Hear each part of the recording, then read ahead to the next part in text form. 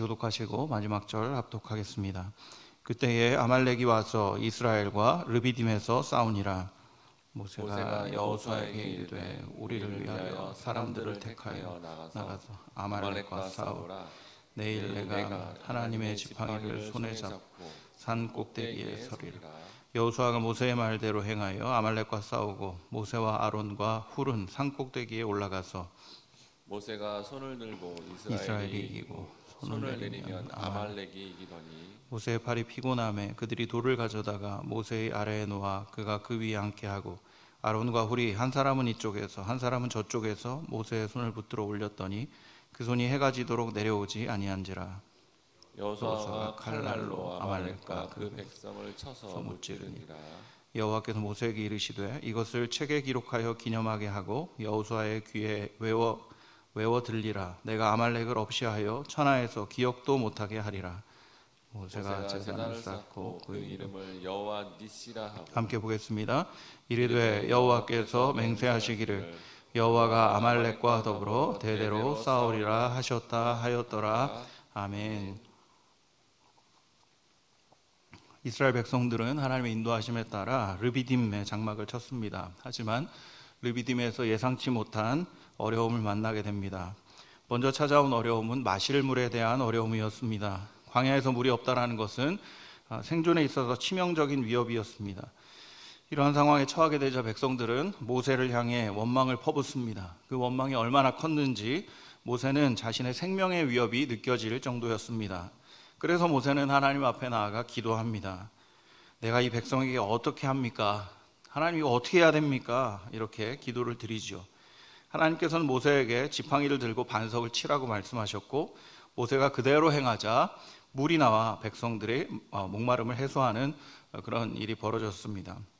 그러나 이 문제의 결말이 깔끔하지가 않습니다. 그 결말을 이렇게 기록합니다. 출애굽기 17장 7절 르비딤 물 사건의 결론 이렇게 맺습니다. 그가 그곳 이름을 마사 또는 무리바라 불렀으니 이는 이스라엘 자손이 다투었으며 또는 그들이 여호와를 시험하여 이르기를 여호와께서 우리 중에 계신가 안 계신가 하였음이더라. 물에 대한 어려움은 이스라엘 백성으로 하여금 하나님과의 동행을 의심하게 하는 데 이르게 되었습니다. 이러한 문제는 심각하였죠. 왜냐하면 이스라엘 백성들은 광야에서 하나님과 동행해야 됐고 그뿐만 아니라 가나안 땅에 가서도 하나님과의 동행을 해가면서 많은 민족들에게 열방들에게 하나님과 동행하는 복이 어떤 것인지 보이며 살아야 되는 사명이 주어져 있었기 때문입니다. 하나님이 우리와 함께 하신가? 라는 그런 질문들이 사실은 이스라엘 백성을 굉장히 혼탁해 하고 어렵게 만들 만한 중요한 문제였다라는 것을 살필 수가 있습니다. 이러한 상황 속에서 더 큰 어려움이 찾아오게 됩니다. 그것이 오늘 본문에 기록되어 있습니다. 아말렉이라는 족속이 이스라엘 백성과 전쟁을 벌이게 된 겁니다. 아말렉 족속의 기원은 이와 같습니다. 창세기 36장 12절에 기록되어 있습니다. 에서의 아들 엘리바스의 첩 딥나는 아말렉을 엘리바스에게 낳았으니 이렇게 기록합니다. 그러니까 에서의 손자가 바로 아말렉이었다라는 거죠. 말씀에서 확인할 수 있다시피 아말렉은 에서의 자손이고 그러니까 이스라엘과는 친척 관계에 있었던 종족이었던 겁니다. 물론 야곱과 에서의 관계를 생각할 때 싸울만 하네 이렇게 생각할 수 있을지 모릅니다. 하지만 말년에 야곱과 에서는 극적으로 화해를 했고 이후에 아버지 이삭의 장례도 함께 치렀습니다. 창세기 35장 9절에 보면 에서와 야곱이 그를 장사하였더라 이렇게 함께 장사했더라는 것을 기록하고 있습니다. 그러니까 아주 가깝지는 않을지라도 조금 껄끄러울지는 모르지만 적대적인 관계가 되지는 않을 만한 관계였다라는 겁니다. 그러면 이스라엘 백성들이 아말렉 족속 근처를 지나간다 하더라도 혹은 그 근처에 진을 쳤다 하더라도 그냥 그래 지나가다 보다 왔나 보다 요 정도에 머물 수 있는 겁니다. 뭐 가서 환대까지는 기대하지 않더라도 공격할 만한 그런 관계는 아니었다라는 거죠. 하지만 이스라엘과 친족 관계였던 아말렉은 이스라엘을 공격합니다. 심지어 그들의 공격은 매우 비겁하기까지 했습니다. 본문에 자세하게 기록하고 있지는 않습니다만은 신명기 25장 17절에서 19절 말씀은 이 아말렉과의 전투의 그 이유에 대해서 매우 자세하게 기록합니다. 제가 봉독해 드리겠습니다. 너희는 애굽에서 나오는 길에 아말렉이 내게 행한 일을 기억하라. 곧 그들이 너를 길에서 만나 네가 피곤할 때에 네 뒤에 떨어진 약한 자를 쳤고 하나님을 두려워하지 아니하였느니라.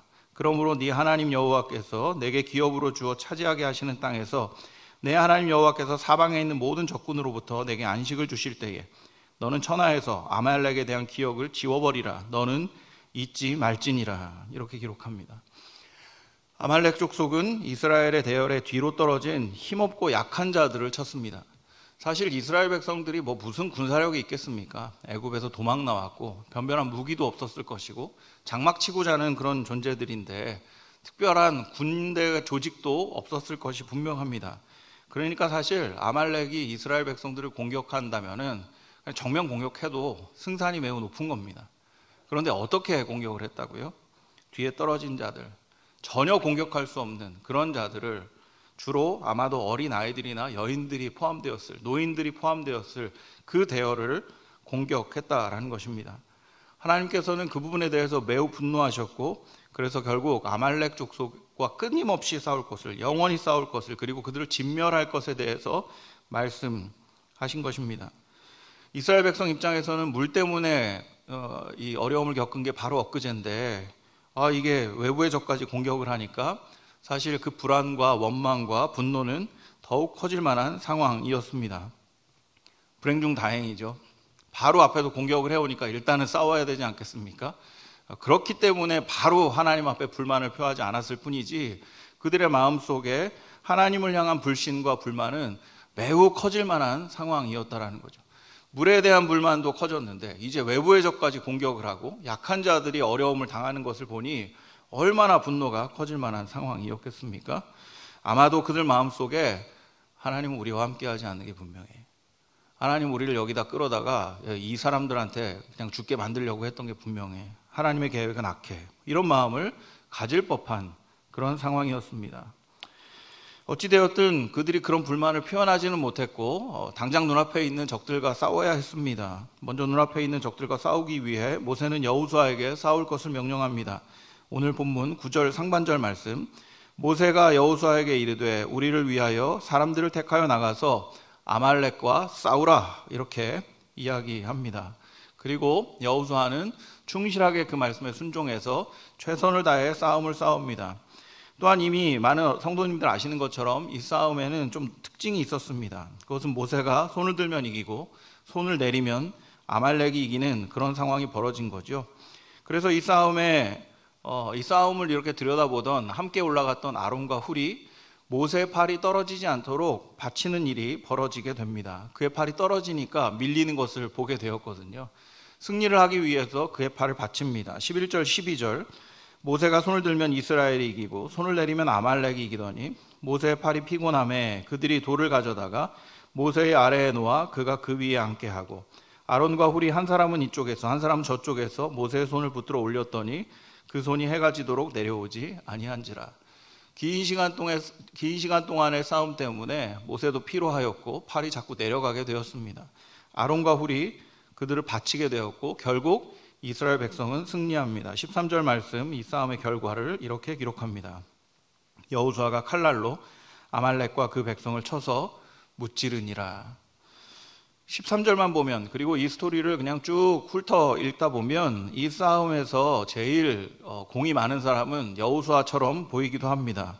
사실 아주 틀린 말도 아닙니다. 여호수아는 모세의 말에 순종해서 전쟁에 임했고 충실히 싸웠습니다. 성경도 여호수아가 크게 싸워 이겼다라고 이야기하면서 그가 주인공인 것처럼 보이게 하고 또 많은 사람들이 이를 통해서 여호수아가 모세의 후계자가 될 만한 사람이다, 그것을 증명했다라고 얘기하기도 합니다.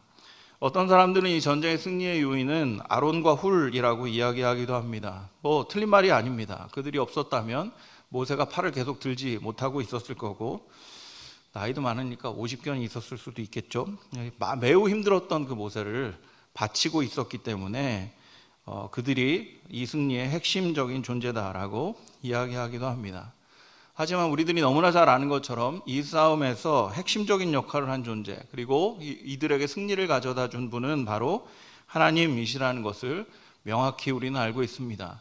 그리고 9절 말씀을 통해서 모세는 하나님이 우리와 함께 하시는가라고 질문을 던졌던 이스라엘 백성들에게 하나님은 함께 하신다라는 확실한 말씀을 전해주고 있습니다. 17장 9절의 말씀 우리 한 목소리로 함께 읽어보겠습니다. 시작. 모세가 여호수아에게 이르되 우리를 위하여 사람들을 택하여 나가서 아말렉과 싸우라. 내일 내가 하나님의 지팡이를 손에 잡고 산 꼭대기에 서리라 라고 얘기합니다. 하나님이 우리 중에 계신가? 라는 그 질문을 가지고 전쟁에 들어가게 됐습니다. 초반의 형국은 하나님 우리와 함께 계시지 않는다라는 느낌이었습니다. 그런데 모세가 이렇게 얘기하죠. 여호수아에게 싸우라고 얘기하면서 내일 내가 하나님의 지팡이를 손에 잡고 산꼭대기에 서리라. 하나님이라는 단어가 언급되지는 않습니다. 하지만 이 말 속에 하나님이 바로 승리의 주인이시고 그리고 하나님이 이들과 함께 하시다라는 답이 들어 있습니다. 왜냐하면 출애굽기에서 특별히 이 사건이 벌어지기 전에 기록된 내일이라는 단어가 하나님께서 일하시는 날로 기록되고 있기 때문입니다. 여러분 출애굽기에 내일이라는 단어가 8장 10절, 8장 23절, 29절, 9장 5절, 18절, 10장 4절에 이 사건이 이르기 전까지 여러 차례 기록이 되고 있습니다. 그리고 10장 4절 대표적으로 보면 이런 기록이 있습니다. 내가 만일 내 백성 보내기를 거절하면 내일 내가 메뚜기를 내 경내에 들어가게 하리니. 하나님께서 열재앙을 내리시면서 여러 차례 내일이라는 단어를 쓰십니다. 내일 내가 너희들에게 이렇게 하시겠다. 내일 내가 일하겠다. 내일 내가 재앙을 보내겠다. 내일 내가 라는 표현들이 계속 강조해서 쓰입니다. 내일은 출애굽기상에서 하나님의 날입니다. 내일은 하나님께서 일하시는 날, 내일은 하나님께서 승리를 주시는 날이 바로 내일입니다. 그거를 여러 차례 경험했던 거죠. 사실 내일 내가 지팡이 들고 올라갈게 얼마나 좀 무책임해 보입니까?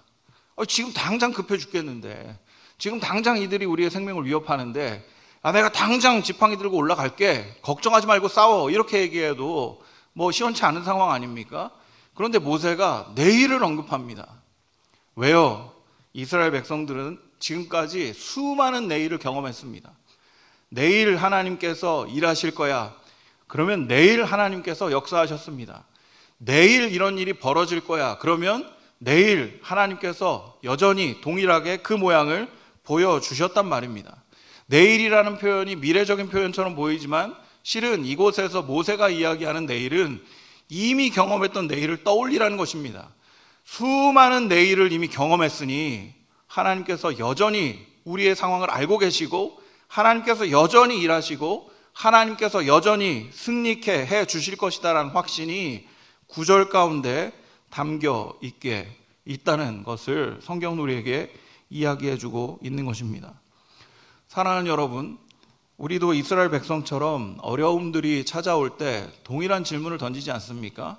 하나님 어디 계십니까? 하나님 제 상황 모르십니까? 하나님 지금 일해 주셔야죠. 하나님 이 문제 해결해 주셔야죠. 하나님 지금 하나님이 계시다면 제발 이렇게 해주세요. 도움을 구하고 때로는 원망하고 하나님을 향해 거침없이 그런 이야기들을 이스라엘 백성들과 동일하게 하고 있는 우리들의 모습이 있지 않습니까? 그런데 여러분, 오늘 본문은 내일이 있다라는 답을 우리에게 주고 있습니다. 내일은 그냥 막연하게 뭐 내일 하나님이 일해 주시겠지, 이런 개념이 아니라는 것을 기억하시기 바랍니다. 여러분, 우리의 인생을 돌아보면 수많은 내일이 우리 가운데도 있지 않았습니까? 얼마나 많은 인생의 어려움들이 우리 인생 속에 지나갔습니까?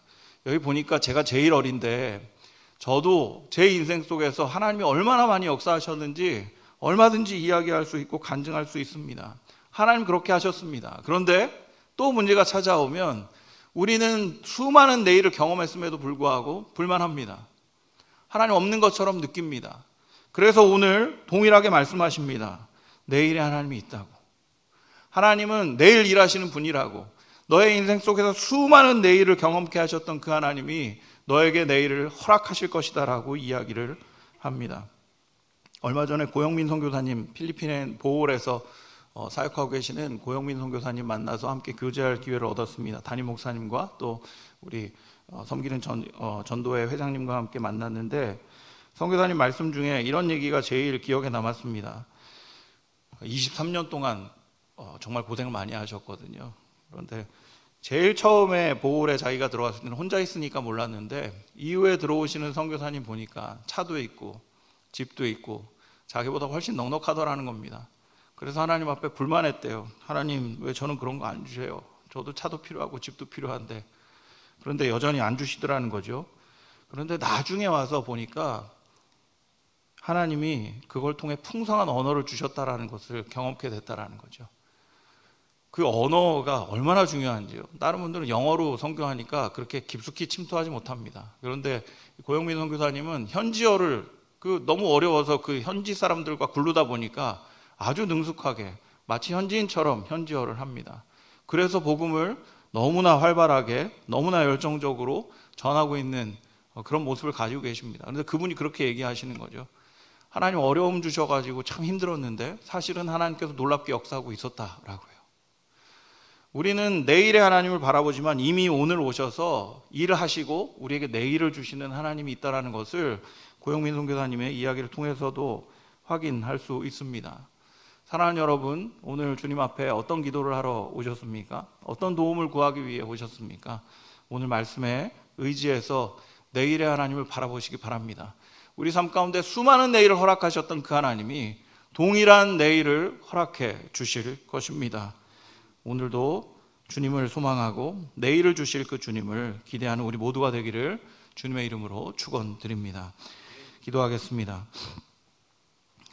사랑의 하나님 아버지, 어려움만 찾아오면 하나님 앞에 불만하는 연약함이 우리 가운데 있음을 돌아봅니다.